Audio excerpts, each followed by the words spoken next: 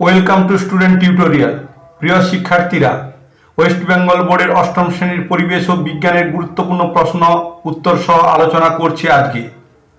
এগুলো পড়লে তোমাদের পরীক্ষায় তোমরা কমন পাবে। যে সমস্ত প্রশ্নগুলি নিয়ে আমি আলোচনা করেছি এর আগে, এই প্রশ্নগুলো বিভিন্ন স্কুলে বিগত পরীক্ষাগুলোতেও এসেছিল। আমি যে প্রশ্নগুলো নিয়ে পরপর আলোচনা করে যাচ্ছি, তোমরা যদি এইগুলো করে রাখো তাহলে পরীক্ষায় তোমাদের কোনো অসুবিধা হবে না। এর আগে আমি ভিডিও 1, 2, 3, 4 নিয়ে আলোচনা করেছি। যারা দেখনি তাদের জন্য ভিডিও লিঙ্ক দিয়ে দিয়েছি, দেখে নিও। এছাড়াও ভিডিওর প্লে লিস্ট দিয়ে দিয়েছি, দেখে নিও। চলো আজকে যে প্রশ্নগুলো আছে সেগুলো নিয়ে আমরা আলোচনা করি। দেখো, 1 নম্বর প্রশ্ন দিয়েছি, নিউটনের গতিসূত্র 3টি লেখো। প্রথম সূত্র, বাইরে থেকে বল প্রয়োগ না করলে স্থির বস্তু চিরকাল স্থির থাকে এবং গতিশীল বস্তু চিরকাল সমবেগে সরলরেখা বরাবর চলতে থাকে। দ্বিতীয় গতিসূত্র, কোনো বস্তুর ভরবেগের পরিবর্তন হার বস্তুটির ওপর প্রযুক্ত বলের সমানুপাতিক এবং বল যেদিকে ক্রিয়া করে ভরবেগের পরিবর্তনের হার সেই দিকে হয়। তৃতীয় গতিসূত্র, প্রত্যেক ক্রিয়ারই সমান ও বিপরীত প্রতিক্রিয়া আছে। 2 নম্বর প্রশ্ন দেখে নাও, পদার্থের 2টি ভৌত ধর্ম ও 2টি রাসায়নিক ধর্মের উল্লেখ করো। ভৌত ধর্ম, 1 হচ্ছে পদার্থের গন্ধ আছে, 2 হচ্ছে পদার্থের বর্ণ আছে। রাসায়নিক ধর্ম কি? 1 নম্বর অ্যাসিড ও ক্ষারের সহিত বিক্রিয়ার প্রবণতা আছে, 2 নম্বর অন্যান্য পদার্থের সহিত বিক্রিয়ারও প্রবণতা আছে।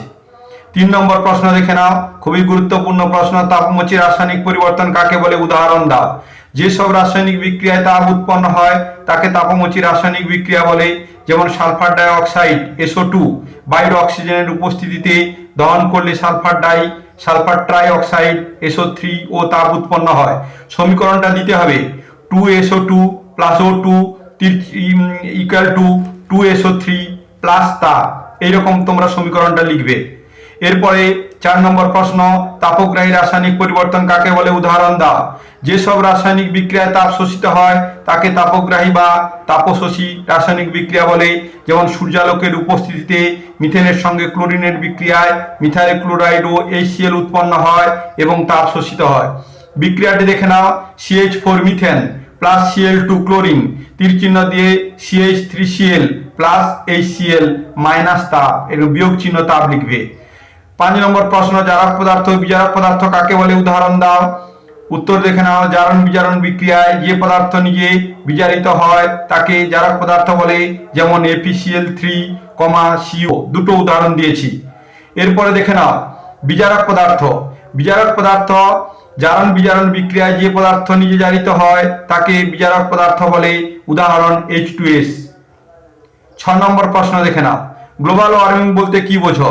গ্রিন হাউস এফেক্টের ফলে ভূপৃষ্ঠ হতে বিকিরিত ইনফ্রারেড রশ্মি মহাশূন্যে বিলীন হতে পারে না, পৃথিবীর বায়ুমণ্ডলকে উত্তপ্ত করে, একেই গ্লোবাল ওয়ার্মিং বলে।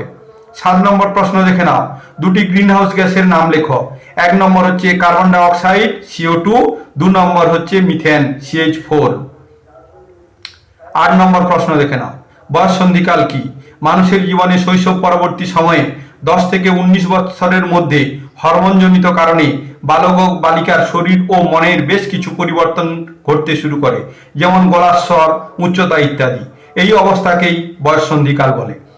9 নম্বর প্রশ্ন দেখে নাও, রেড ডাটা বুক কি? IUCN নামক একটি আন্তর্জাতিক সংস্থা বিপন্ন জীবদের তালিকা প্রকাশ করে, এই তালিকার নাম হলো রেড ডাটা বুক। 10 নম্বর প্রশ্ন দেখে নাও, হরমোনকে দ্বৈত নিয়ন্ত্রণ বলা হয় কেন? জীবদেহে বিশেষ কিছু বিপাকীয় কাজ কোন হরমোন দ্বারা উদ্দীপিত ও ত্বরান্বিত হয়, আবার ওই একই কাজ অন্য কোনো হরমোনের ক্রিয়ায় মন্দীভূত হয়, এই ঘটনাকে দ্বৈত নিয়ন্ত্রণ বলে। এই জন্য হরমোনকে দ্বৈত নিয়ন্ত্রণ বলা হয়। 11 নম্বর প্রশ্ন দেখে নাও, ইউট্রোফিকেশন কি? বিভিন্ন প্রকার পুষ্টি উপাদান ও খনিজ মৌলের আধিক্যের ফলে জলাশয়ে শ্যাওলা জাতীয় উদ্ভিদের বংশবৃদ্ধি ও জলাশয়ে অ্যালগাল ব্লুমের ঘটনা ঘটে, ফলে জলাশয়ের তলদেশে সূর্যালোক পৌঁছতে পারে না, একে ইউট্রোফিকেশন বলে। এরপরে 12 নম্বর প্রশ্ন দেখে নাও, এসআইতে বলের এককের সংজ্ঞা দাও। এসআইতে বলের একক নিউটন। 1 কেজি ভরের উপর বস্তুর উপর যে পরিমাণ বল প্রয়োগ করলে 1 মিটার পার সেকেন্ড স্কোয়ার ত্বরণ সৃষ্টি হয় তাকে 1 নিউটন বলে। এরপরের প্রশ্ন দেখে নাও, 13 নম্বর প্রশ্ন, বিভিন্ন পলিমারের ব্যবহারের প্রধান 2টি কারণ কি কি? 1 নম্বর হচ্ছে কৃত্রিমভাবে তৈরি পলিমারের আয়ু বেশি, অনেকদিন টেকে। 2 নম্বর হচ্ছে পলিমার দিয়ে বিভিন্ন জিনিস তৈরির সময় তাকে ইচ্ছামতো আকৃতি দেওয়া যায়। এরপরে 14 নম্বর প্রশ্ন দেখে নাও, প্লবতা কাকে বলে?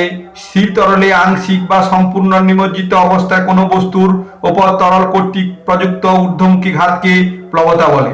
15 নম্বর প্রশ্ন দেখে নাও, বিশুদ্ধ জলে তড়িৎ সুপরিবাহী নয় কেন? উত্তর হচ্ছে এরকম, বিশুদ্ধ জল বিশিষ্ট হয়ে আয়ন দিতে পারে না, তাই বিশুদ্ধ জল তড়িৎ সুপরিবাহী নয়। এরপরে 16 নম্বর প্রশ্ন দেখে নাও, আম্লিক অক্সাইড কাকে বলে? উদাহরণ দাও।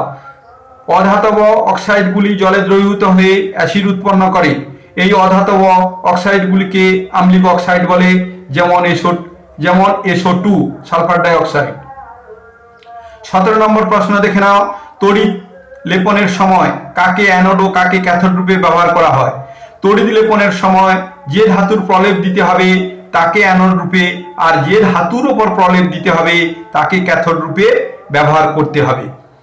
18 নম্বর প্রশ্ন দেখে নাও, বহুরূপতা কাকে বলে? যখন কোনো মৌলকে একাধিক ভৌত রূপে পাওয়া যায় তখন সেই ভৌত রূপগুলিকে মৌলটির বহুরূপ বলা হয়, মৌলের এই ধর্মকে তার বহুরূপতা বলা হয়। 19 নম্বর প্রশ্ন দেখে নাও, অন্তর্ধৃতি কাকে বলে? কতকগুলি ধাতু, বিশেষত প্যালাডিয়াম, প্লাটিনাম, কোবাল্ট, নিকেল প্রভৃতি সাধারণ উষ্ণতায় হাইড্রোজেন গ্যাসকে তাদের পৃষ্ঠতলে ধরে রাখতে পারে, একে বলে অধিশোষণ। উত্তপ্ত করলে এই অধিশোষিত হাইড্রোজেন বেরিয়ে আসে, এই ঘটনাকে অন্তর্ধৃতি বলে। 20 নম্বর প্রশ্ন, উভধর্মী অক্সাইড কাকে বলে? উদাহরণ দাও। যেসব অক্সাইড অ্যাসিড ও ক্ষার উভয়ের সাথে বিক্রিয়া করে লবণ ও জল উৎপন্ন করে তাদের উভধর্মী অক্সাইড বলে, যেমন Al2O3। এরপরের প্রশ্ন দেখে নাও, 21 নম্বর প্রশ্ন।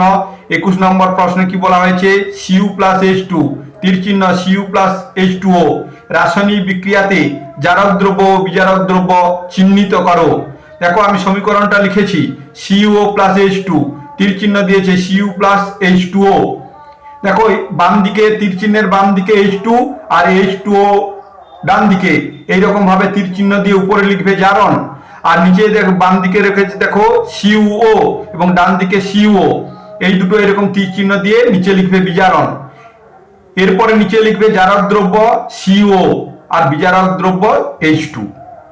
22 নম্বর প্রশ্ন দেখে নাও, পরীক্ষাগারে CO2 উৎপন্ন করতে লঘু H2SO4 ব্যবহার করা হয় না কেন?